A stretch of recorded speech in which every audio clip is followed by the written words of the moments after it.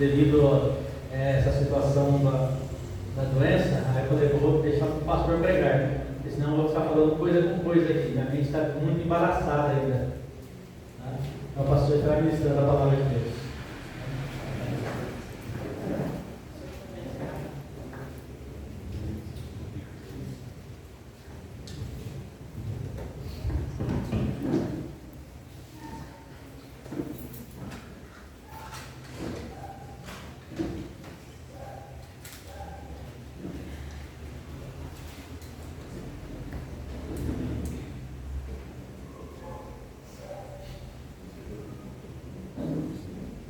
Fazer um teste aqui. Paz do Senhor, irmãos e irmãs. Amém? Amém. Todo mundo fez paz, né, direito? Quando eu cheguei, Sabrina, era só espetar um negócio lá e ligar o microfone, né? Só. Aí o João fica de olho aí, João, pra ver se está gravando. Hoje estou fazendo um teste aqui, irmãos, para ver se funciona direitinho esse negócio aqui. Vamos ver, se ficar bom, a gente pode começar a usar, né, para gravar melhor as pregações, tá? Glória a Deus. Os irmãos estão me ouvindo bem aí, né? Maravilha. Pastor Couto, fico feliz se estiver melhor, viu, irmão? Você vê se dirigindo o culto. Era para a gente começar hoje aqui Cristologia, né? Mas se Deus quiser, quinta que vem a gente começa. Daí se estiver funcionando esse negócio aqui, ó, vai ser melhor ainda. Amém? Muito bem. Pessoal que está acompanhando o curso IBF, irmãos, eu tenho aqui alguns questionários, quem quiser levar, tá? Depois pode levar para poder tentar responder. Glória a Deus. Bom, hoje eu quero trazer uma palavra. Eu tenho orado bastante a Deus e eu tenho observado a urgência também que nós temos em ouvir a voz do Senhor, e a urgência que nós temos em nos firmar cada vez mais na fé. Eu digo isso devido ao sistema do mundo que nós estamos vivendo e o que está acontecendo com a igreja. O que está acontecendo com a igreja, creio eu, irmãos, e nada vai tirar isso de dentro de mim, creio eu ser realmente o início do fim. Tá? Nós não sabemos aí quanto tempo isso vai, pode durar um século aí para frente. Mas eu sei também que a palavra de Deus diz que quando chegar aquele tempo difícil mesmo, do fim, se os dias não forem abreviados, né, até mesmo os escolhidos poderiam ser enganados. Eu sei que tem várias interpretações para esse texto, mas a minha interpretação ela é muito literal nesse sentido. Se naqueles dias do fim o Senhor não vier mais rápido possível, ninguém se salva, até os que criam vão deixar de crer. Isso é sinistro. E eu não sei se casa muito com aquilo que Jesus falou: porventura, quando voltar ou vier o Filho do Homem, ele achará fé na terra?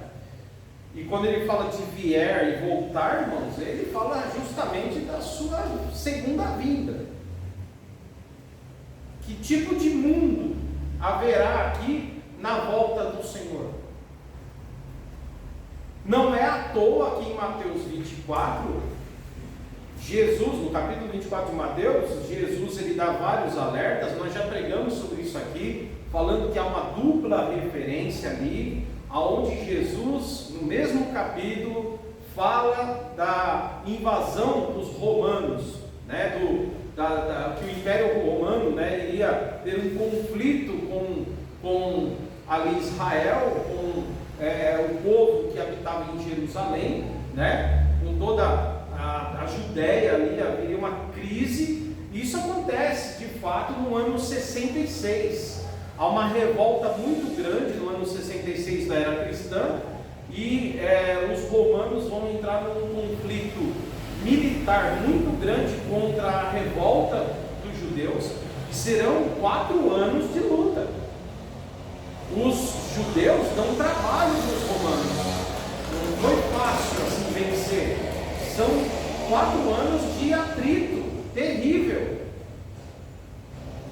Foi, né? Foi lá atrás, lá no século I. Até que no ano 70, eles de fato vencem os judeus, expulsam os judeus da terra para sempre, até 1900. Agora deu de ser político, para sempre. Bom, enfim, é isso que dá para ficar lendo Turma da Mônica quando é criança. Depois fica assim, falando igual Cebolinha. Cepacual, né? Mas aí, irmãos, Jesus, no Mateus 24, ele está fazendo uma referência ao ano 70, quando haveria uma grande perseguição e os judeus seriam expulsos da terra. Então, Mateus 24 realmente está falando disso, mas Mateus 24 não fala só disso. Jesus aproveita e mostra o terror daqueles dias, o terror que seria lá no ano 70, que já era futuro para aquele momento, mas era um futuro próximo. Jesus falava isso, 40 anos depois aconteceria, certo? Mas Jesus ao mesmo tempo usa o terror da situação para mostrar que seria muito similar no final dos tempos, no final de todos os tempos. O fim dos tempos na Bíblia, ou a consumação dos séculos, não é como alguns teólogos liberais atuais interpretam, que são finais de ciclos, finais de eras, finais de tempos. Não, senhor, não, senhora. Eu acredito que se fosse assim, seria dito num singular: final de um tempo, final de uma era, final de um século, final de um ano, final de um mês. E por que não dizer, como hoje à noite estamos no final de um dia? Mas a Bíblia fala, Jesus fala e alerta para o final dos tempos, ou seja, de todos os tempos, de todas as eras, de todas as épocas. E aí ele diz, fica prestando atenção, que em breve vocês vão ver um negócio terrível aqui, e quem puder escape, porque será muito parecido quando eu voltar. Vai ser um terror terrível. E aí ele fala, eu voltarei. Mateus 24 ele diz, vigiai, porque vocês não sabem a hora que há de vir o vosso Senhor. Porém observai, guerras, rumores de guerras, terremotos, peste, fome, tudo isso de uma maneira muito aumentada, como nós estamos vendo agora. E ele vai dizer, então se verá no céu o sinal do Filho do Homem, que aparecerá na nuvem, com grande poder e glória. Todos verão. Diz lá. E aí é o fim, Jesus fala, é o fim. Nesse mesmo capítulo, ele dá um alerta. No dia da minha vinda, no dia da vinda do Filho do Homem, será muito parecido com os dias de Noé, onde se casavam, se davam em casamento, até que veio o dilúvio e os levou a todos para o juízo, para a destruição. Jesus diz, assim será quando eu voltar. Como é que vai estar o povo quando Jesus voltar? É isso que ele está alertando. Quem é que vai estar vigiando? Porque ele disse, vigiai pois. Quem é que vai estar atento? Quem é que vai estar gastando mais tempo com oração e menos com filme? Quem é que estará se alegrando mais com um culto do que com uma festa? Quem é? Quem é que vai se preocupar com a sua vida espiritual do que com a sua vida material? Quem é? É isso que Jesus está perguntando. Quem é que vai colocar os valores do céu acima dos valores da terra? Quem é? É isso que Jesus está perguntando e dizendo: vigiai, pois. E eu temo, meus irmãos, o pastor Daniel Vioto começou o culto lendo aqui o texto bíblico do Evangelho de João, onde Jesus está dizendo: eu sou o bom pastor. E ele diz: eu falo e as minhas ovelhas me ouvem. Quando não é Jesus falando, é ladrão e salteador. Se não é a voz de Jesus, o verdadeiro pastor, é ladrão e salteador. Sejam eles os que vieram antes de Jesus, ou sejam eles os que vêm depois dele. Porque hoje está cheio de gente pegando o rebanho de Jesus para si mesmo. E aí, meus irmãos e minhas irmãs, eu tenho me preocupado muito, eu tenho orado, eu tenho feito alguns videozinhos no meu simples canal e tenho dado um alerta, como que um grito desesperado. A teologia liberal, ela está mais viva do que nós imaginamos. E ela é a porta que se abre para o progressismo. E não estou falando do progressismo no sentido de progredir, de você prosperar na vida, de você progredir espiritualmente, de você progredir intelectualmente. Não é desse progresso que eu falo. O progressismo cristão, que eles chamam, que de cristão não tem nada, mas é assim que se chama, é a ideia de que ideias antigas devem ser deixadas no passado, porque as novas ideias se abrem para um novo mundo que se espera aqui na terra, e não o mundo de Deus, mas o mundo dos homens. E nesse mundo dos homens não se tem espaço para desunidade, desunião, para intrigas, embora haja muitas intrigas. Por exemplo, os cristãos almejam pela unidade da fé, esses cristãos progressistas, aonde não haverá problema nenhum comer da mesa de Deus e da mesa dos demônios, porque afinal de contas, nessa visão progressista, que bebe na fonte da teologia liberal, se alimenta daquilo que se chama universalismo, onde há uma desconstrução do que a Bíblia diz. Inferno é existencial, ou seja, o inferno é só aqui. O inferno é só aqui. Não tem inferno eterno, sofrimento eterno, castigo eterno. Se faz uma leitura diferente daquilo que Jesus disse. Mateus capítulo 25, Jesus disse isso, que as nações serão julgadas. Mateus capítulo 25, as nações serão julgadas. O Senhor irá colocar os bodes à esquerda e as suas ovelhas à direita, e os que estiverem à sua esquerda lançará para o sofrimento eterno, não momentâneo, mas eterno.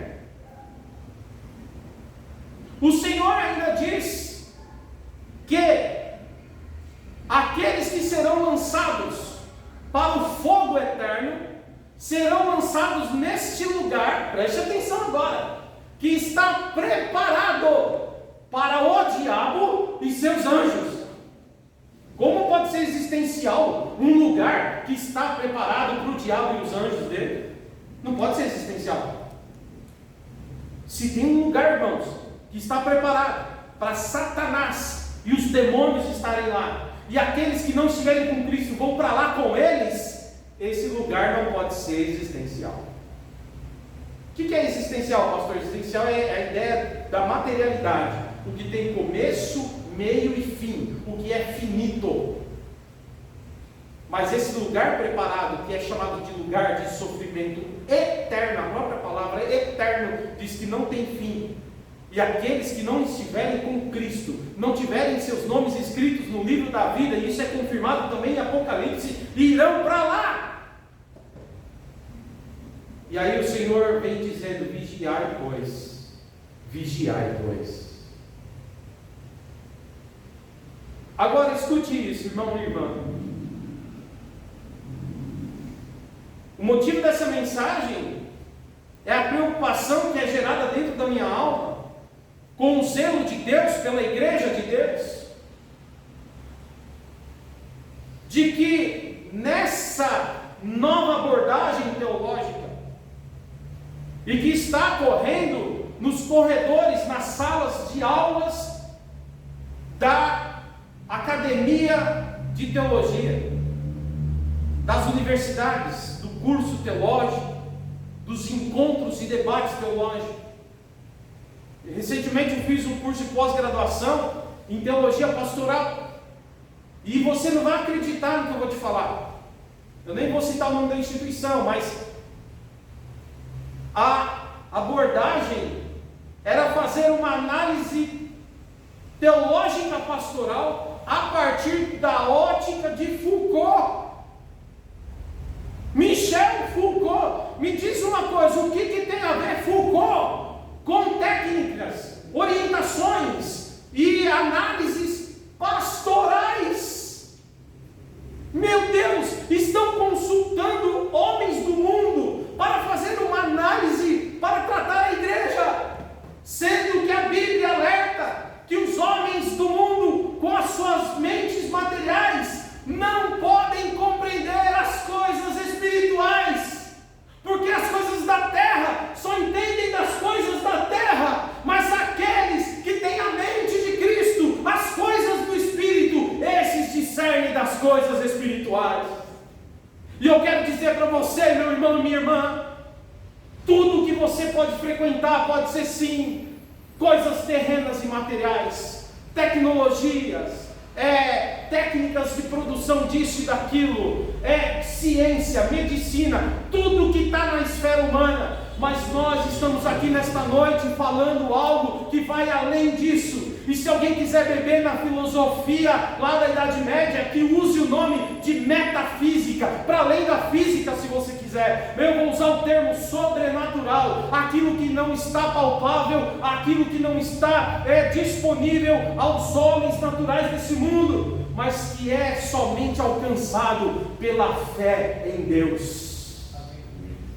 Pela fé em Deus. E quando nós falamos da fé em Deus, ultrapassa qualquer coisa terrena, qualquer coisa que você possa tocar, estudar, experimentar, porque a fé em Deus nos leva a viver e a enxergar um Deus poderoso, que trabalha de forma que os homens, nem eles mesmos, conseguem explicar. Não conseguem explicar. E é nessa linha que eu quero continuar falando nesta noite, para que nós possamos entender a preocupação. Porque se fosse só lá o show da Madonna, estava tranquilo. Sabe por quê? Porque o mundo jaz no maligno, diz a palavra de Deus. O mundo jaz no maligno, e não é agora, faz tempo. O espírito do anticristo opera contra as coisas de Deus. Isso já está na Bíblia. Já faz tempo que o espírito do anticristo opera. Em breve ele vai se manifestar, certo? De uma maneira mais visível. Mas ele já opera faz tempo. O triste é quando você vai olhar agora para dentro da igreja e você começa a ver a igreja duvidando da sua própria fé, duvidando do que a Escritura diz, duvidando do que Deus possa fazer, a ponto de chegar a fazer uma análise teológica a partir da ótica de Foucault. Desculpa, Foucault nunca teve sequer uma experiência com Deus para fazer qualquer tipo de análise sobre um texto sagrado. Mas é incrível, o pessoal vai estudar e fica admirado, se alimentam dessa coisa toda que é pura crise existencial. Você viu que o mundo da academia e a filosofia por si só diz que só é filosofia quando há questionamento? Já viu disso? Só que quando você olha para a Bíblia, o nosso Deus é tão absoluto que Ele não te ensina a ter dúvida. O nosso Deus te ensina a crer e a confiar. E é exatamente isso que eu quero ler com vocês, alguns textos, falando hoje sobre a crise da dúvida. Ou melhor, poderia colocar a crise da fé. Acho que cabe mais. E eu quero mostrar para os irmãos aqui, eu até anotei alguns textos, que é verdade que seres humanos, como são seres humanos, e eu também sou ser humano, todos nós temos momentos de crise. Você tem vários momentos de crise. Faz parte da existência humana as crises, porque somos seres humanos. Correto? E eu não estou falando só de crise de coisas externas. Tipo, deu uma guerra aqui. Vamos pegar a guerra, vamos pegar a situação terrível agora do Rio Grande do Sul. De repente o arroz lá aumenta, porque não tem mais produção de arroz por esse período. Segundo os noticiários, eles produzem pelo menos com certeza 70% do arroz aqui no Brasil. Não é isso? Pelo menos é o que saiu no noticiário. Tanto que o governo está tentando buscar agora do outro país, né? Não sei se é Tailândia, se é Coreia, né? Arroz de lá. Fazer um contrato para exportar, importar, né? O arroz. E aí a gente pode ser afetado por uma crise que é externa. A crise externa, tipo, o arroz está caro, é uma crise financeira. Caramba, o arroz está caro, hein? O ovo está caro, hein? Não sei o que está caro, hein? É uma crise econômica. Mas nós temos crises, irmãos, que às vezes não tem nada a ver necessariamente com o problema que surge em nossa volta. Nós podemos ter uma crise a partir de um dilema existencial. Por exemplo, está tudo bem comigo, mas daí eu olho uma pessoa que tem um problema, um defeito físico, que tem uma pessoa que é cega, sei lá, e algumas pessoas começam a perguntar: poxa vida, por que essa pessoa é cega? E às vezes a pessoa é cega e crente, e vai para a igreja. Aí, tudo bem com você. E talvez esteja até tudo bem com o cego. Às vezes você vai falar com o cego, e o cego brinca ainda com você: rapaz, essa roupa tá feia que você está usando, hein? Que roupa ridícula, ele nem está te vendo, mas tira uma onda. Ele olha assim e fala assim: brincadeiras de cego, né? Não estou brincando com deficiência, não. Eu estou falando que eu já vi pessoas cegas fazerem brincadeiras, assim, por quê? Sabe por quê, irmãos? Porque eles não estão na crise. Pessoa que não está na crise é feliz. Você está entendendo o que eu estou falando? Pessoa que não está na crise, ele ri à toa. E às vezes o cego já aprendeu a lidar com a sua falta de visão. Ele já se adaptou, ele lê o braille, né? Ele lê. Ele já consegue, ele escuta livros em áudio, às vezes leu, ou melhor, escutou e memorizou mais livros do que eu e você que lemos e enxergamos. Às vezes ele está lá, ele com suas deficiências, ele aprendeu a andar com aquela guia, né? Ele aprendeu a andar com aquilo, e ele está superado, ele superou. Ele diz: me falta visão, mas não me falta vida. Me falta visão, mas não me falta alegria.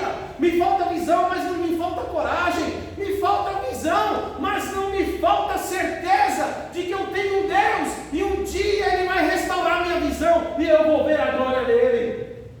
Olha que coisa! O cara está cego, mas a crise não o atingiu. Mas a gente olha para o cego. Não é com a gente, não é problema com a gente. Ele está resolvido, nós não. Nós mas se ele podia enxergar. Aí a gente fica todo cheio de crise pelo cego que não está em crise. Você está entendendo o que eu estou tentando explicar? Ah, ele é cego, mas a crise por ele ser cego é minha. Coitadinho do cego. Pastor, estou abalado, pastor, porque a gente prega que Jesus cura, que Jesus faz um monte de coisa e o cego continua cego. E o cego ele já está resolvido com Jesus, que ele é cego, mas ele está feliz, ele está tocando a vida, ele está se superando. E eu estou em crise por causa da cegueira do outro. Está assim de gente assim, sociedade doente. Não é à toa que chamam de sociedade do mimimi, que mergulha nas suas crises, nas suas decepções e afundam. E isso revela algo muito pior: atinge a fé de muitos, atinge a fé de muita gente. Eu já vi gente deixar de seguir Deus porque ficou inconformado ao ler as atrocidades de Hitler, de Napoleão Bonaparte, das pessoas com problemas que nasceram dezenas de anos depois da bomba atômica jogada em Hiroshima. Aí a pessoa fala: não, Deus ele largou esse mundo, Deus largou o mundo, estou fora. Ele entra numa crise, porque ele leu sobre as bombas. Daí você vai ver o sobrevivente da bomba está firme em Deus e agradecendo porque está vivo apesar dos problemas. O cara que era para estar decepcionado está bem. O outro que não viveu a crise está aceitando a crise do outro. Gente mimizenta, gente fraca. E sabe o que eu quero pregar para você? Que a fé não te afunda, a fé te levanta. Porque foi isso que aconteceu quando Pedro andou sobre as águas. Pela fé ele caminhou. Quando ele duvidou, ele afundou. E Jesus entrou no barco e disse: por que você duvidou? Você está entendendo o que eu estou falando? Vivemos até na teologia pastores que louvam a crise, púlpitos vazios da essência da fé, que pregam humanismo puro, racionalismo, cientificismo, fora da esfera de Deus. Enxergam Deus em toda a humanidade, mas não estão enxergando Deus em Deus mesmo. E eu quero te dizer para você: Deus está assim na humanidade, porque Deus usa a gente para abençoar a gente, Deus faz coisas com a gente. Mas se você olhar para as Escrituras e olhar para dentro de si e olhar para o alto, você vai ver que tem alguém conosco que se chama Espírito Santo, e Ele é Deus. Enxergue Deus em Deus mesmo. Amém? Enxergue Deus em Deus mesmo. Seres humanos têm crises. Eu tenho crises. Mas a Bíblia diz para eu não me alimentar ou não alimentar minhas crises. E hoje eu quero falar da crise da fé. Já estou falando, né? Meia hora, não quero, já estou falando. Mas eu quero falar dessa crise da fé. E a crise da fé, quando ela chega e nos domina, ela não deixa a gente prosseguir. Ela não deixa a gente prosseguir. E hoje se questiona os milagres da Bíblia.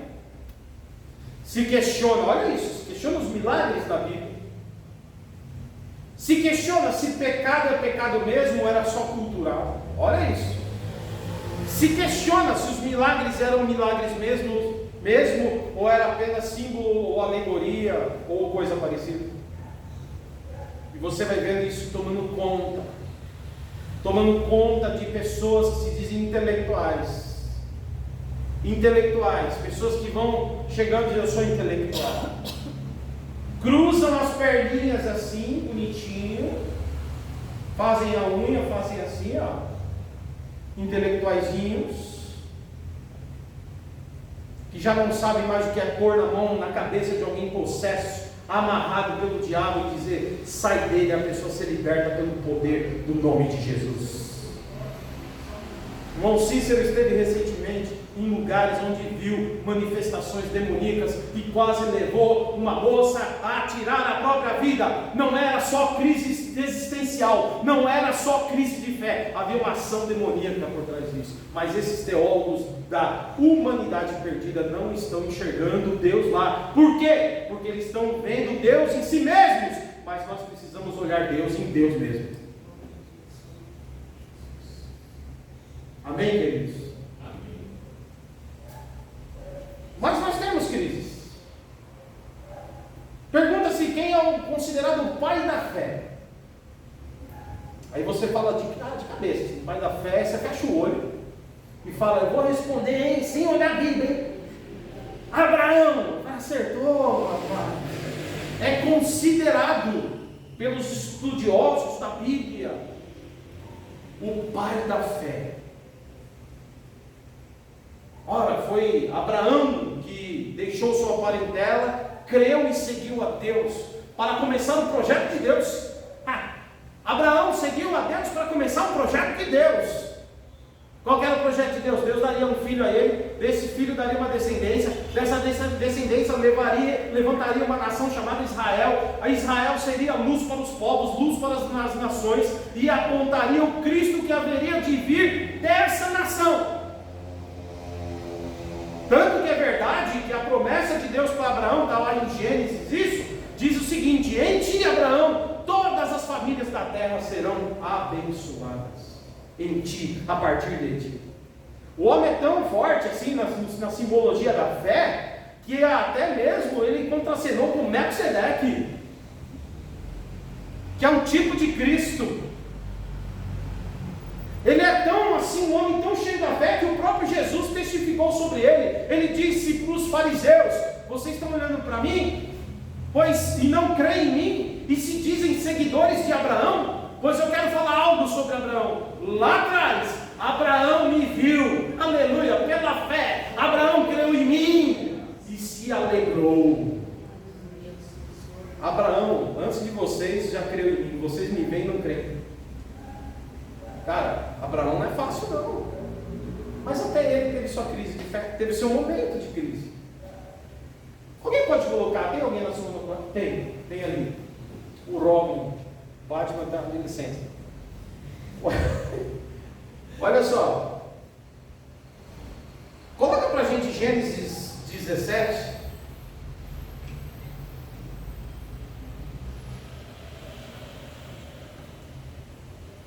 Até babei a água. Gênesis 17, versículos 15 a seguir. Olha que interessante esse texto.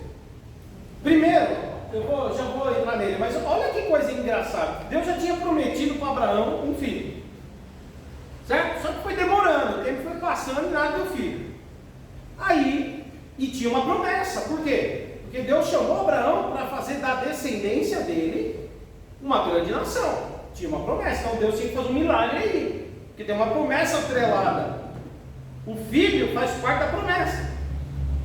O propósito não é o Isaac em Isaac mesmo. O propósito é Isaac para dar sequência a uma grande geração, uma grande descendência, para lá na frente gerar Jesus. Amém? Esse é o projeto. Milagre sobre milagre, viu? Milagre sobre milagre. Até Jesus. E aí a gente vai ver que antes de, como estava demorando, a Sarai, porque Sara chamava Sarai e Abraão chamava Abrão.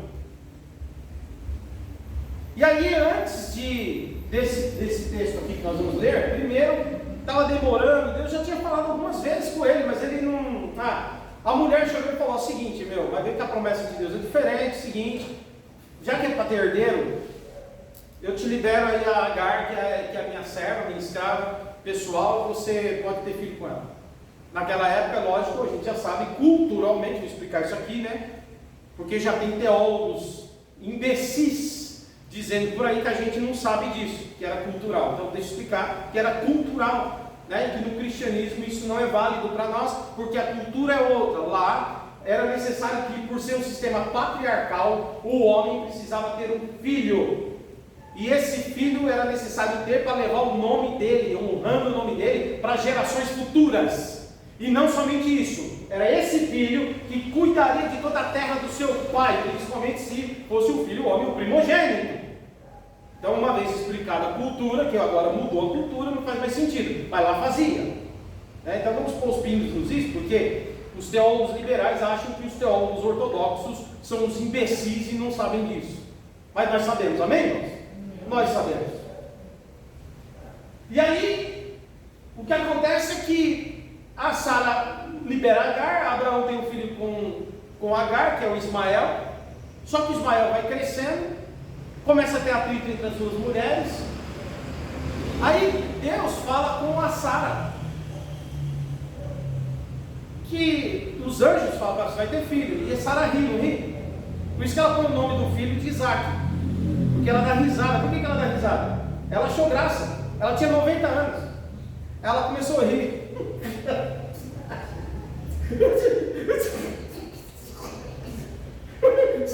Tipo assim, ela achou muito comédia. Ela achou muito comédia. Ela achou assim, mano, tá de zoeira. Ou seja, por que ela riu? Porque ela não creu. Tá entendendo? Ela não creu.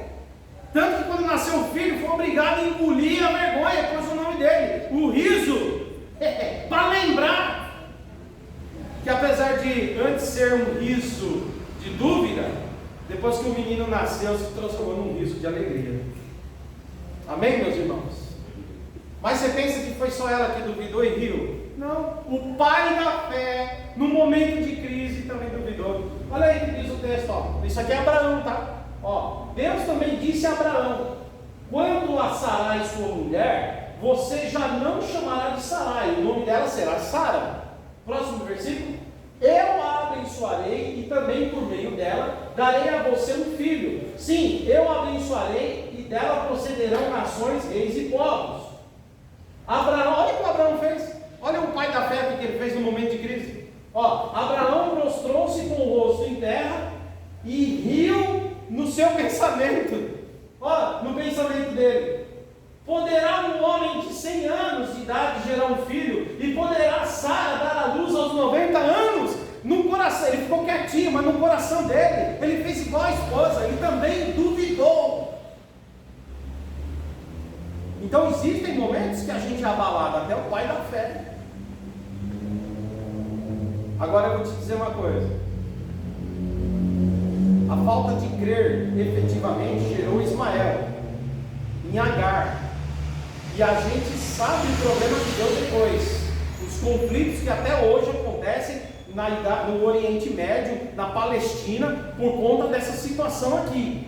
Porque Agar, ela tem que ir embora, seu filho tem que ir embora por causa dos conflitos com a Sara, que é a esposa legítima de Abraão. E lá na frente vai dar problema. E Deus não disse para Abraão: culpa de Deus? Não, culpa da falta de crer. Irmãos, quando a gente não crê o suficiente, a gente não deposita em Deus toda a nossa fé o suficiente, a tendência é a gente se arrebentar e gerar problema.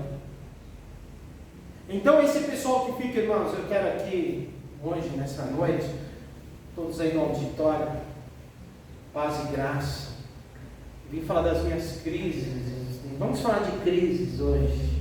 E fica ali louvando a crise, louvando a crise. É muito bom crise, sabe, queridos? Olha, nossa, você não sabe como é que é crise. E o povo: pastor, eu me identifico, pastor. Eu me identifico, pastor, eu me identifico. Tu és humano, pastor, tu és humano. Tu falas de nossas crises, tu fala de nossos problemas. Como eu me identifico? Irmão, eu não vim aqui para falar do meu problema. Eu vim aqui hoje como pastor dizer que Deus é a nossa solução. Eu não vim aqui para alimentar você com mais problema do que vocês já têm. Eu vim aqui para apresentar aquele que se chama Jesus, que disse assim: vocês estão cansados, oprimidos, sobrecarregados, vinde a mim e eu vos aliviarei. Porque de crise Foucault já tem para dar, Nietzsche tem para dar, Kant tem para dar, todo mundo tem para dar crise. A minha própria alma tem crise, então eu olho para o céu, onde as minhas crises acabam, porque eu posso confiar no poder do Senhor. Isso aqui é teologia bíblica. A Bíblia não alimenta a crise da dúvida. A Bíblia louva e nos traz, aleluia, a certeza da fé. É disso que eu estou falando. A igreja do Senhor viveu a história pela fé. O apóstolo Paulo escreve baseado no Antigo Testamento que o justo viverá pela fé. Hebreus 11:6 diz que sem fé é impossível agradar a Deus. Então eu não vim aqui para te alimentar mais as suas crises. Eu vim aqui para dizer que Jesus é aquele que dá paz à tua alma, alívio às suas condições, descanso ao seu coração, dizendo para você que Ele te ajudará a vencer. Amém, irmãos? Mas o pai da fé teve, e por conta disso gerou problema. E a Bíblia diz que Jesus, Deus, nunca orienta você, Ele nunca aplaude a nossa falta de fé. Ele nunca fala assim, cara, você tem crise de fé? Mano, é isso aí, tá certo. Ele nunca faz isso. Ele nos repreende. E Ele chama a nossa atenção para deixarmos de sermos incrédulos e passarmos a ter fé. Deus nunca vai falar, você tem crise de fé? Tadinho, você... eu entendo, viu? Entendo você, sua crise. Deus não vai fazer isso. E eu vou mostrar na Bíblia, rapidinho, tá? Que nós já vamos encerrar, mas eu quero mostrar uma sequência, igual uma munição que atira no capeta e nos incrédulos. Eu quero pegar agora esses versículos e que sejam munições de Deus, para não matar, mas gerar vida àqueles que ouvem. Em primeiro lugar, o diabo, às vezes, ele quer que a gente tenha dúvida. Eu nem vou pôr no texto, que isso não vai demorar. Mas eu vou citar, você que é crente há bastante tempo, que não é, vai aprender do mesmo jeito. Gênesis capítulo 3 mostra como a queda aconteceu, a queda do homem. E você sabe que a queda do homem, mais do que um engano, foi uma crise de fé. Sabe por quê? Porque quando você abre Gênesis capítulo 3, você vai lá para o versículo 3 a seguir, você vai ver que a mulher sabe exatamente o que Deus disse. Deus disse assim: tem duas árvores no jardim. Uma é a árvore da vida, você pode comer à vontade. A outra, senhora e senhor, porque tinha os dois lá, Adão e Eva, ele diz, da outra, que é a árvore do conhecimento, da ciência do bem e do mal, da sabedoria, dessa aí vocês não vão comer, porque o dia que vocês colocarem na boca e comer, vocês morrerão. Beleza, estava tudo certo. Irmão, estava tudo tranquilo, até aparecer a serpente. Você sabe que talvez esteja tudo tranquilo na tua vida, até o diabo lhe dá um pulinho lá na tua casa? Você sabia disso? Ou até lhe enviar alguém. Esse cara tem muita fé, vou enviar alguém para abalar a fé dele. Essa mulher está muito crente, vou enviar alguém para distorcer alguma coisa ali, do que ela crê. Aí chegou a serpente. Aí a serpente chegou e falou assim: então, né? Você está fazendo o que aí, mulher? Está aqui. Adão está pescando. Não sei, isso não está na Bíblia, tá? Deixa eu avisar também os teólogos liberais que vêm assistir. Isso aqui é uma brincadeira, querido, não é literal. É uma brincadeira para descontrair o ambiente. E assim tem que explicar tudo, irmão. Se você está pregando, senão as pessoas pegam um trecho e saem por eles parando. Olha o ortodoxo, olha a heresia. E aí, a cobra, a serpente, que é uma figura de Satanás, porque os apóstolos vão dizer isso lá na frente, certo? Ela representa, ela tipifica o diabo. Aí ela vai dizer o seguinte: Deus falou isso para você? Você tem certeza? Pode ser que você entendeu errado, hein? Aí a dúvida já entrou. Será? Vixe, será que eu entendi errado? Na verdade, o dia que você comer do fruto aí, né? Que nós não sabemos que fruto que é, certo? dia que você comer, você vai ser igual Deus, seus olhos se abrirão. Meu, na hora ela olhou para a fruta e já a dúvida no coração, viu que era desejável, era bonita, começou a dar água na boca. Por quê? Porque por um momento ela já não sabia mais se o que Deus disse é aquilo mesmo. Sabe por quê, irmãos? Porque se ela cresce de verdade, ela não comeria. Porque Deus disse: se você comer, você vai morrer. Vou repetir: Deus disse: se você comer, você vai morrer. Se ela de fato tivesse certeza do que Deus disse, ela não comeria. Porque alguém arriscaria a vida por uma fruta? É igual quando alguém vem na igreja e fala assim: se você acreditasse na minha pregação, irmão, você sair daqui cheio de fé e pedindo: Deus, se eu não tenho, então me dá a fé que eu preciso. É assim que muitas pessoas dizem: eu ouvi, mas não sei se é bem assim. Ele pregou um negócio, mas não sei se é bem assim. A mulher mostrou que no fundo ela tinha muita dúvida, porque ela deixou de crer no que Deus disse para crer no que a serpente disse. Ela balançou e comeu. E o homem fez a mesma coisa, deu para o homem. Certo, irmãos? E aí eu queria que o Robin coloca para a gente aí, por favor, Gênesis 3, versículo 13, eu acho. Espero que seja. Gênesis 3.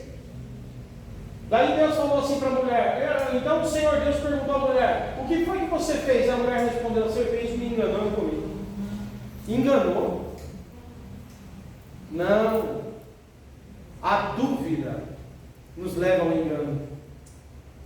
Vou te dizer de novo: quando você tem certeza de algo, você não é enganado.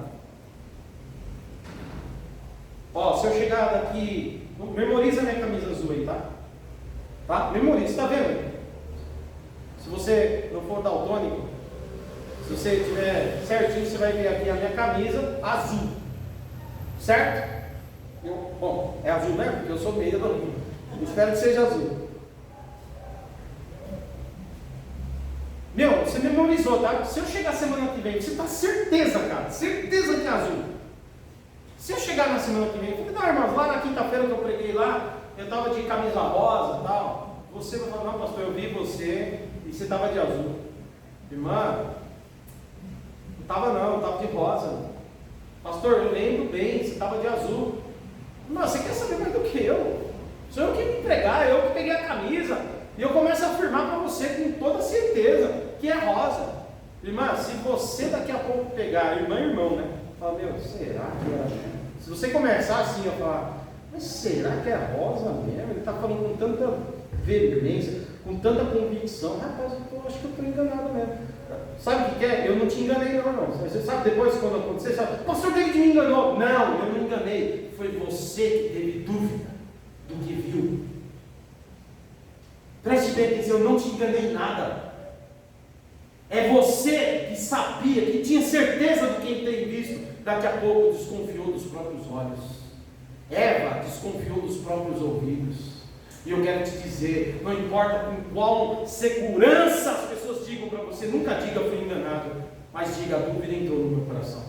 Porque se você já ouviu a voz de Deus, se você já viu o que Deus tem feito na tua vida, não há mais motivo para dúvida. Firme-se naquilo que Deus já te revelou. Amém? Essa história de me enganou é balela. Eu deixei a dúvida entrar no meu coração. Amém, meus irmãos? Isso aqui é desculpa da ela. Para não dizer assim: Senhor, a culpa é minha porque eu duvidei e desobedeci. Ela preferiu dizer: a serpente que me enganou. É igual muitos vão dizer: pastor David que me enganou. Sendo que ela viu eu de camisa azul e porque eu afirmei que era rosa, ela teve dúvida do que viu. Que Deus te guarde, que Deus te fortaleça e me fortaleça e fortaleça essa igreja para sermos conhecidos como a igreja da fé. Amém? Do que vocês já têm ouvido, visto em Deus, que seja alimento sólido para as vossas almas. E que ninguém tire isso de nós. Aí o diabo é tão sujo que ele tentou fazer com Jesus isso aí. Coloca para a gente Lucas 4, versículo 1 ao 3. Lucas capítulo 4. Jesus, cheio do Espírito Santo, voltou do Jordão, foi levado pelo Espírito ao deserto, onde foi tentado pelo diabo durante 40 dias, não comeu nada durante esses dias, ao fim deles teve fome. O diabo lhe disse: se és o Filho de Deus, ordena que esta pedra se transforme em pão. Olha isso aí, ó. Pode voltar, irmão. Ó, o diabo lhe disse: se és o Filho de Deus, transforma a pedra em pão. Irmão, preste atenção. Se Jesus fala assim, eu vou mostrar que eu sou filho de Deus, ele não tinha certeza de quem ele era. Porque se você precisar fazer alguma coisa para que as pessoas saibam o que você é, você mesmo tem dúvida do que você é. Eu vou fazer para verem quem eu sou. Eu vou fazer para provar. Você não tem que provar nada. Você sabe quem você é, você não tem dúvida. Jesus não tinha que provar nada, porque ele sabia quem ele era. Mas o diabo tentou colocar uma dúvida. Vamos ver se ele sabe quem é ele, né? Se você é, transforma. Jesus falou: sai fora. Não é só de pão que vive o homem, não. Da palavra de Deus. Ele tentou de novo. Olha só, Lucas 4, versículo 9, por favor. Versículo 9. Em seguida o diabo levou a Jerusalém, colocou na parte mais alta do templo e lhe disse: olha de novo aí, ó. Se és o Filho de Deus, joga aqui para baixo. Olha quantos desafios. Será que é mesmo? Faz prova para ver se é. Aquele pastor é de Deus mesmo? Faz prova. Deus é com você mesmo? Faz prova. E no CD faz prova. Irmão, gente que fica fazendo prova o tempo todo e a gente nem sabe se Deus é com ele mesmo. Mas pela fé que você sai daqui sabendo que a palavra de Deus se cumpre na nossa vida. Pode até uma mãe abandonar seu filho, contudo diz o Senhor: jamais te deixarei. Jesus dizendo: eis que estou convosco todos os dias, até a consumação dos séculos. Isso basta para você. Uma palavra basta para você. E que você possa dizer ao diabo: não tentarás o Senhor seu Deus. Amém, meus irmãos? E aí, depois fizeram isso com ele de novo, lá em Mateus 27, quando ele está na cruz. Alguém passou e falou assim: se você é filho de Deus, é nada, mas se é, desce da cruz para nós ver. Ou então o outro falou: salvou tanta gente, não pode se salvar. Quem é você, mano? Rei dos judeus. Imagina se Jesus falar: eu vou mostrar para esse pessoal que eu sou. Será que eu sou eu mesmo? Mas Jesus não apenas não ouvia vozes de dúvida, mas Jesus também sabia qual era o propósito que Deus tinha para ele. Outra coisa, tenha claramente o que Deus tem para a sua vida. Não fica perdido nesse mundo, não. Saiba qual é o projeto de Deus para você. E eu vou te falar já algumas coisas que é projeto de Deus bíblico para todo mundo. Primeiro, o projeto de Deus é que você creia nele e seja nele. Esse é o primeiro ponto final. Segundo, que você vive engajado na igreja, para que a igreja seja para você o corpo de Cristo, no qual você faz parte como membro. Terceiro, que você possa, se é casado, fazer tua família feliz. Propósito de Deus para sua família, não tenha dúvida. O que mais? Você é pai, que você seja um bom pai, não tem dúvida. É isso aí que Deus quer. A Bíblia diz: aquele que não faz bem para os seus, que abandona os seus, negou a fé, e é pior que o infiel. Cara, está cheio de texto bíblico que Deus já revelou na palavra dele, a vontade dele. Que Deus quer que você trabalhe. O apóstolo Paulo diz isso: diga à congregação que os homens trabalhem e tenham com que sustentar-se. E depois de terem que sustentar-se, ainda tenham para ajudar quem precisa. Fazer obras de caridade, é a vontade de Deus para você também. Cara, eu posso pegar aqui e passar a noite inteira lendo textos que são ordens de Deus para nós. Não tem como. Pastor, o que é, irmão? Estou tão perdido na vida, não sei para onde eu vou. Vamos abrir a Bíblia. É falta de abrir a Bíblia e nem menos Michel Foucault. Vamos abrir a Bíblia e Deus mostrará para onde temos que ir. Amém, meus irmãos? É isso aí, irmão, é desse jeito aí que eu estou falando. E eu vou finalizar com o texto do Pedro lá que eu falei. Vamos ler ele só. Mateus capítulo 14, versículo 28 ao 33. Mateus 14, 28 ao 33. O barco está lá açoitado no mar da Galileia, o vento é contrário, o negócio está feio, a coisa está balançando, balangandando, né? O negócio parece que não vai. Será que esse negócio vai, não vai? Se a coisa vai para frente, não vai para frente? E agora? E às vezes a gente está assim em várias circunstâncias da vida, não é não? Às vezes a gente está assim em várias circunstâncias da vida. E é nessa hora, irmão, que você não pode alimentar a tua crise. É nessa hora que você precisa olhar para o céu e dizer, apesar de tudo que é contrário, vento contrário, tudo ao contrário, tudo parece que não dá certo, parece que o barco não vai para frente nem para trás. É nessa hora que você tem que olhar e dizer, Jesus virá ao meu encontro. E está Jesus vindo ao encontro mesmo. Apesar de eles não disserem isso, mas nós temos a Bíblia para poder acreditar nisso. Jesus vem ao encontro, os caras são tão incrédulos que falam, meu Deus, deve ser um fantasma, Jesus. Deve ser o Ghost. Oh my Lord. Só que nem assim, né? Senão, se fosse cantar assim, eles iam ficar todos apaixonados no barco. Mas não era assim não. A música devia ser outra, né? Terror. Música de terror. Os caras ficam desesperados. Pô, não bastasse o vento, agora tem um fantasma. Meu, parece que quanto mais eu oro, mais assombração aparece. Não é assim? Já não basta o vento, não basta o barco que parece que vai quebrar. Não basta que a gente não vai nem para frente nem para trás. Para piorar, está vindo um fantasma.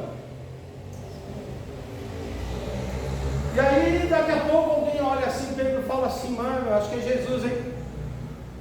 Tô achando que é Jesus, cara. E os outros falam assim, bom, Jesus em cima das águas. O negócio é ele.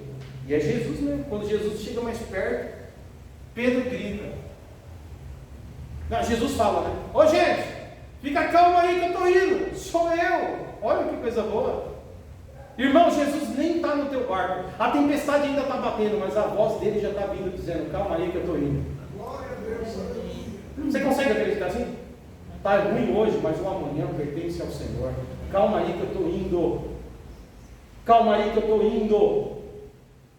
Mas o barco ainda está balançando, meu. Mas Jesus não chegou, mas já está dizendo de longe. Estou chegando aí, segura. E aí o Pedro fala, então é o seguinte, deixa eu ir até o Senhor, se é o Senhor mesmo. Me dá uma ordem que eu vou. Jesus falou, então vem, rapaz. Deixa de mimimi, vem. Tira essa crise de medo, de falta de fé e vem. Ele vai, eu vou, é isso mesmo, aleluia. Tem dia que a gente é assim, né? É isso mesmo, vamos montar caçada, irmão. A gente faz isso. Fé total. Eu vou lá, é agora, é agora. E tchau, e foi andando na água. Tchau, nossa, sensacional. Igual ninja. Nossa, mano, tô andando na água, velho. Uhul! Fé total, mano, fé total. Daqui a pouco ele pensou, que loucura é essa aqui que eu tô fazendo? Que doideira é essa que eu estou fazendo, mano? Aí a dúvida veio. Pior que agora ele está no meio, para trás tem barco, vento para todo lado, o bicho fica com medo, bate uma dúvida no coração, meu, se isso aqui não é isso aqui mesmo. E aí ele já estava na metade, estava caminho da vitória. Irmãos, quantas vezes a gente está no caminho da vitória e no meio a gente para? Está pegando a fé agora, e voltei para Jesus, estou na fé, daqui a pouco, parece que estava indo para. Dúvidas, crises que vão alimentar, a gente vai se alimentando. Mas eu não vim aqui para falar das crises, eu vim falar para você sobre Jesus, que vem andando por cima das águas, segura você pela mão, te levanta e te coloca no lugar que você tem que estar. Jesus pegou a mão dele e falou, vamos embora, rapaz, por que? Mas só que é legal, porque Jesus não fala, não, é normal. Jesus não poderia falar, Pedrão, fica de boa, que eu sei que você é pó. Calma, eu sei. Se tivesse assim na Bíblia, a gente podia sentar e fazer uma rodinha hoje, e nem ia ter culto, irmãos, ia ter um bate-papo sobre as nossas crises existenciais. Fala como foi sua semana, mó deprê. Ah, minha semana foi ruim, eu entendo você. Quer lenço? A roda dos duvidosos, né? Mas não foi isso que Jesus fez não, né? Jesus não fez isso não. Jesus sabia que era embaçado andar sobre as águas. Eu mesmo não cantei, irmão, sinceramente. Mas Jesus sabia que o negócio era sinistro. Só o poder da fé mesmo, e por um propósito, viu? Não é uma fé doida não. Jesus tinha propósito. Qual que era o motivo da manifestação de Jesus ali? Mostrar que Ele tem poder sobre as águas. Mostrar que o que você não pode fazer, Ele faz. Mostrar que não há impossível para Ele. Você entende isso? O andar de Jesus sobre as águas é mostrar que, apesar de você não entender isso, não há limites para o nosso Deus operar. Está entendendo? Esse é o ensinamento. Mas como Pedro ousou, ele falou: vem, está comigo, vem. E quando Pedro descrê, tem medo e começa a afundar, Jesus podia falar assim: não, meu, eu sei que é assim mesmo, vem aqui, encosta a tua cabecinha no meu ombro e chora, conta todas as suas dúvidas para mim. Podia, não podia? E tudo, com a relação. Jesus não faz isso não. Falou assim: mas tu é fraco, hein, mano? Ô, cara de pequena fé, mano. Por que você duvidou, velho? Você já estava andando, mano. Você faltava pouco para chegar até mim, velho. Por que você duvidou? Pegou na mão dele: faz mais isso não, varão. E voltou os dois. E quando entrou no barco, disse: agora eu vou te mostrar mais um negócio. Eu não só ando pelas águas, como eu também mando o mar se acalmar. Vento se aquieta, mar cessa. E o mar obedeceu. Todos do barco dobraram o joelho e disseram: esse aqui é o Filho de Deus. O Filho de Deus está na tua vida. O Filho de Deus está na tua vida. O Filho de Deus está na tua vida. Eu vou repetir: o Filho de Deus está na tua vida. As crises de fé virão, mas quando elas chegarem, não as alimente. Alimente a tua alma com a palavra de Deus, que revela quem é Cristo, que não está preso nas páginas do livro, porque a Bíblia diz que Ele ressuscitou. A Bíblia diz que Ele está convosco todos os dias até a consumação dos séculos. É a Bíblia que diz isso. E eu quero te dizer, meu irmão, assim como Ele levantou Pedro, Ele tem levantado muitos de nós e colocado a gente em lugar de segurança e dito para o vento: acalma-te aí, porque eu estou na sua vida. Então eu não quero que você saia daqui e fale: a crise vai vir. Não veio para o Abraão. Mas a pregação não é se ela vai vir ou não. Preste atenção, a pregação não é se você pode ou não ter momentos de crise. A pregação é quando vierem os momentos de crise. Lembra dessa palavra que você ouviu hoje: Jesus alimenta a tua alma e gera fé no teu coração. Está entendendo? Porque o justo não virá das suas crises, não viverá das crises. O justo viverá da fé. Amém? Alimenta a tua alma com o poder do Espírito Santo e você viverá em vitória para a glória de Deus. Palavra do Senhor, longa, extensa, mas eu não queria deixar uma vírgula para ir para casa. Tudo que eu precisava trazer para vocês aqui, eu trouxe nessa noite. E que Deus confirme essa palavra na sua vida. Amém? Amém? Amém? Jesus, Ele é digno. Ele é digno. É isso mesmo. Ao Senhor a honra, a glória e o louvor hoje sempre. Hoje sempre. Amém? O nosso Senhor, que nos tira das nossas crises e nos coloca para caminhar de novo. Amém. Curva a sua cabeça. Quantas vezes você quis parar, meu? Quantas vezes você tropeçou, cara? Quantas vezes você balançou? E às vezes o diabo vem e tenta fazer você balançar de novo. Quantas vezes as pessoas vêm dizendo que você não pode, você não é, você não faz, você não sei o quê, e aí você vem ouvindo, e até coisas que Deus já disse, você tem balançado, duvidado, não entendido, mas a palavra de Deus vem para dizer hoje, que assim como Ele falou e cumpriu na vida de Abraão, Ele é fiel e justo para cumprir na tua vida também, na minha vida, no projeto desta igreja, nas nossas famílias, porque Ele é Deus. Senhor, eu quero pedir que o Senhor não nos deixe afundar nas nossas crises de fé, nas nossas dúvidas, Senhor, porque somos humanos e temos momentos difíceis mesmo, como Pedro afundou, como Abraão duvidou, sim, mas o Senhor nunca aplaudiu estas coisas, o Senhor nunca fortaleceu nossas crises, o Senhor nunca chegou e falou assim: calma, está certo, o Senhor nunca fez isso. A palavra do Senhor nos revela que o Senhor nos incentiva, o Senhor nos impulsiona a termos fé, a confiarmos, a nos levantarmos, erguermos a cabeça, caminhar firmes, porque o Senhor é conosco. Pai, que essa palavra não seja só uma palavra de jargões, não seja só uma palavra bonitinha, mas que seja a palavra da vida, palavra de vida, palavra de vida, palavra de restauração, palavra de libertação, cativeiros espirituais, cativeiros de crise emocionais. Eu repreendo vocês em nome de Jesus Cristo, a serpente que tem entrado no Éden e confundido mentes, destruído fé. Eu repreendo você, Satanás, em nome de Jesus. Eu repreendo os demônios que têm agido no império das trevas, para que vocês não tenham poder na mente dos filhos e das filhas de Deus. Eu oro, Senhor, para que toda dúvida caia por terra, toda crise existencial, emocional está destruída. Eu piso em vocês, pelo poder do nome de Jesus. De Jesus, Senhor, eu estou só falando aqui, mas que no mundo espiritual esteja acontecendo agora uma revolução, Espírito Santo.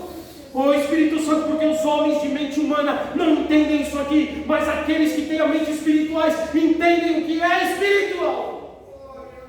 Renova a fé nos corações, Senhor, que esse coração prostrado aí, renova a fé, Senhor. Aquele que estava andando começou a afundar, levanta ele de novo para ele voltar a andar, Senhor. Espírito Santo, sopra com vida. Espírito Santo, eu clamo, eu invoco o nome do Senhor Jesus aqui nesta palavra, nesta oração. Eu sopro agora, o Espírito Santo com poder sopra agora e destrói, Senhor, o mal. Que essa igreja, eu profetizo, pelo poder da palavra pregada, pelo poder da palavra anunciada, palavra que é viva e eficaz, aleluia, inspirada pelo Espírito Santo, pela palavra do Senhor. Eu digo que essa igreja será conhecida como a igreja da fé. Projetos de Deus, projetos de fé, até que o Senhor volte. Ainda que venham as lutas, ainda que venham os ventos, os problemas, um povo que ergue a cabeça, que não fica deitado prostrado, mas se levanta e caminha firme com o Senhor. As nossas crises não vão nos parar, não vão nos naufragar, não vão nos impedir de viver o sobrenatural de Deus. Eu creio na tua vinda. Eu sei, Senhor, que a tua vinda está próxima, e é necessário que o povo seja alimentado da fé nesses últimos dias, porque o ceticismo, espíritos malignos de engano já tem tomado lugares, mentes até mesmo de pastores. E o teu servo leu hoje aqui, muitos são ladrões, salteadores, que já não levam mais as ovelhas até o pastor, o sumo pastor, que é Cristo. Que o Senhor nos guarde desse mal, e seja o Senhor Jesus o pastor dessas ovelhas. Jesus, nem eu nem que outro, seja o Senhor. Oh, o Senhor, Jesus é o Senhor, o pastor destas ovelhas. Bendito seja o teu nome. O Senhor disse, o Senhor deu a vida pelas ovelhas, e o Senhor pega as ovelhas nas suas mãos, e ninguém pode tirá-las das suas mãos, Senhor. Em nome de Jesus, que essa palavra seja profética, Senhor, nas vidas aqui. Eu te peço, Espírito Santo, que assim seja, para produzir o fruto necessário, segundo a sua palavra e o poder do teu Espírito Santo. Em nome de Jesus. Amém, meus irmãos? Olha, irmãos, palavra de Deus. Eu vinha no carro hoje, dirigindo no parque, e eu dizia, Deus, eu quero não uma palavra legal, eu quero uma palavra que saia do trono de graça. E eu quero dizer para vocês, irmãos, nenhum pregador dessa igreja tem palavra de si mesmo. Jesus disse, nenhum poder você teria, disse a Pilatos, se do alto não fosse te dado. Se nem nos poderes humanos temos, se no alto não for dado, imagine então falar das coisas de Deus. Se do alto não for dado, não temos nada. Mas se do alto for nos dado, aleluia, até o inferno estremece. Amém? Você pode ficar de pé em nome de Jesus? Pastor Diogo, posso encerrar aqui? Eu sei que eu passei até do horário, mas essa era a palavra nessa noite, irmãos. Amém? Essa era a palavra de Deus. Que você tenha uma noite de paz. Que Deus alimente você com a palavra de vida e fé. Deus te fortaleça, meu irmão e minha irmã. Amém? Conforme você ouviu aqui. É Deus falando com a gente nessa noite. Eu vou dar a bênção apostólica, deve ter café ali no fundo. Domingo tem culto 9h30 da manhã. Se você puder, venha em nome de Jesus. Que o grande amor de Deus, a graça do nosso Senhor Jesus Cristo, a plena comunhão e a doce consolação do Espírito Santo, seja com esta igreja, aleluia, hoje e para todos sempre. Vamos dizer todos?